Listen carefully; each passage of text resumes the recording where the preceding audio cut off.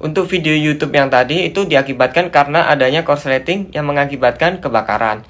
Sebenarnya korsleting terbagi menjadi dua, yaitu korsleting yang mengakibatkan kebakaran dan mati listrik. Untuk definisi dari korsleting itu sendiri adalah aliran listrik yang mengalir jaraknya lebih pendek daripada kabel yang terpasang.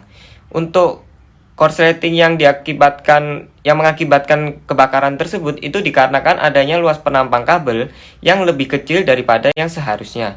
Dan sedangkan untuk korsleting mati listrik itu sendiri diakibatkan karena luas penampang kabel yang lebih besar daripada seharusnya. Untuk lebih lengkapnya mengenai korsleting mati listrik akan dijelaskan oleh teman saya. Lalu ada mati listrik atau yang biasa kita kenal dengan mati lampu, merupakan sebuah keadaan ketiadaan penyediaan listrik di sebuah wilayah. Penyebabnya karena kerusakan gardu listrik, kerusakan sistem distribusi listrik, dan konsleting listrik. Mati listrik sendiri dibagi menjadi 3 jenis. Yang pertama, mati listrik karena kerusakan permanen yang disebabkan oleh kerusakan saluran listrik. Lalu ada mati listrik sementara yang disebabkan oleh penurunan voltase, dan mati listrik total yang disebabkan oleh kerusakan generator utama listrik.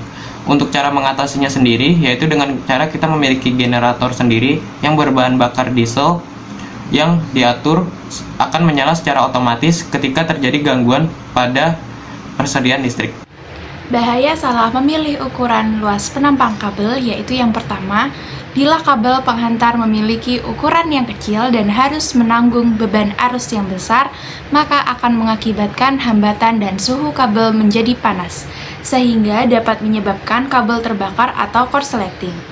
Selain itu, dapat menyebabkan kerugian tegangan yang besar dan aliran daya tidak bisa didistribusikan secara konstan, di mana daya akan berkurang sampai titik instalasi yang dituju.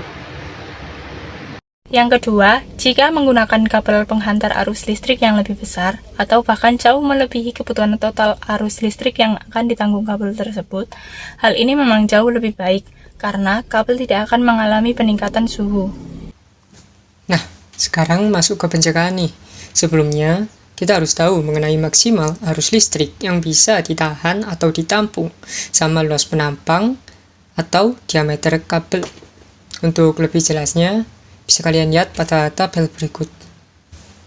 Nah, sekarang udah bisa dilihat nih antara luas penampang sama kemampuan hantar arusnya. Buat catatan aja nih, penggunaan kabel itu kemampuannya harus di atas ampere listrik rumah kalian. Contohnya, kalau kalian listrik rumahnya itu 15 ampere, kalian jangan pakai yang 0,75 mili. Kalian pakai yang minimal yang 1 mm. Nah, tadi udah mengenai kemampuan hantar arus. Nah, sekarang mengenai instalasi listriknya, yaitu ada 2 jenis. Yang pertama itu instalasi listrik satu phase, yaitu menggunakan jaringan 3 kabel utama, yaitu kabel phase, kabel neutral, kabel grounding. Nah, jenis yang kedua itu instalasi listrik 3 phase, yaitu menggunakan jaringan 5 kabel utama, yaitu kabel phase R, kabel phase S, kabel phase T, kabel neutral, dan kabel grounding.